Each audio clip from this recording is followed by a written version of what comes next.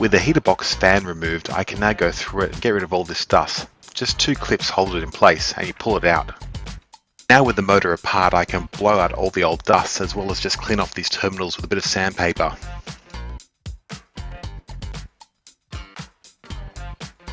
And now just to reassemble everything and test the fan. And I also cleaned up 43 years of dust. I have these hubs back from MasterTouch, and as you can see I've got the smaller hub and bearing in place. I'm swapping it for the larger one now.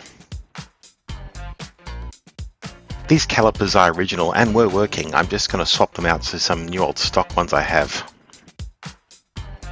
This is the caliper I took out of the car. You can see it's made up of 2 different pieces and it was used till about mid-78. Then halfway through our series ones we have these ones, which is 1 piece, but the cylinder itself is the same diameter on both of them.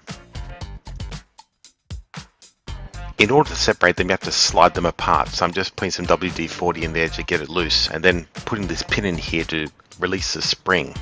Once you push the pin in you can then hammer out the top part. I'm going to recover the pin and spring from the old caliper because I need to use it on the new one. A wire brush just to clean up the track here and just put back the old spring and pin.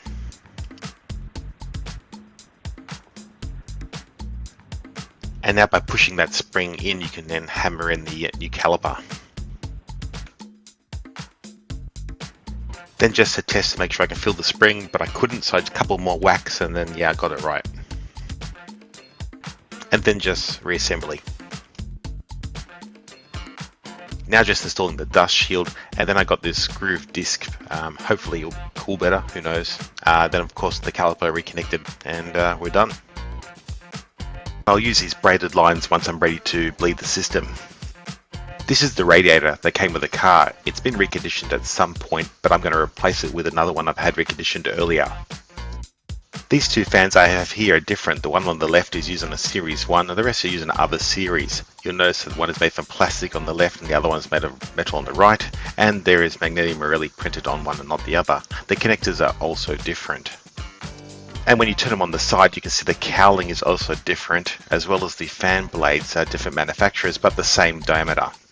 They both sit in the same position. This is a later series, and then you can see the Series 1 here sits a little bit more rounded so the air will flow maybe more down. I also did a quick tidy up of all the connectors and the motor itself. So this is the reconditioned radiator with the fan sitting on the right hand side. You'll notice there are other anchor points on the left hand side. You can fit another fan, it will just fit in place, but you shouldn't need to. Those other fan points were used for something like air conditioning in other countries. I run a single fan setup on all my cars, and none of them overheat, including the modified ones. You may find that your radiator is blocked or something else in the cooling system needs attention. The radiator cooling fan switch on the left here is from Series 1 and the one on the right is from a later series. You can see the connectors are different. This has the spay connector directly on the back. The bleed valve on the top of the right hand side is from a later Series 3 Bertone, and the one on the left is from an earlier series. You can see it's a lot shorter, so the longer one's actually easier to use, so I'll be using that one. And then just the rubber piece on top. The longer stem valve goes through that hole, so it's a lot easier to get from inside the car.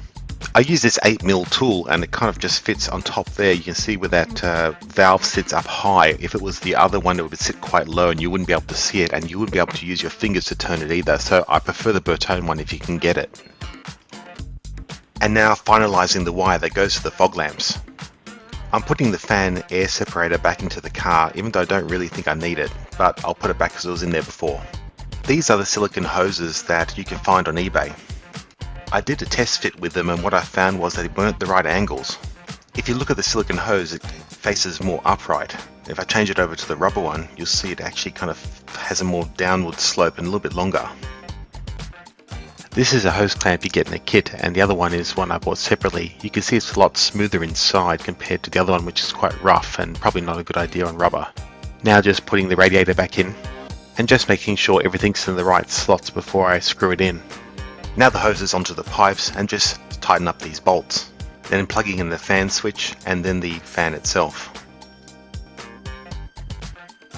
But next time I use this spanner and I pick up a blue horn.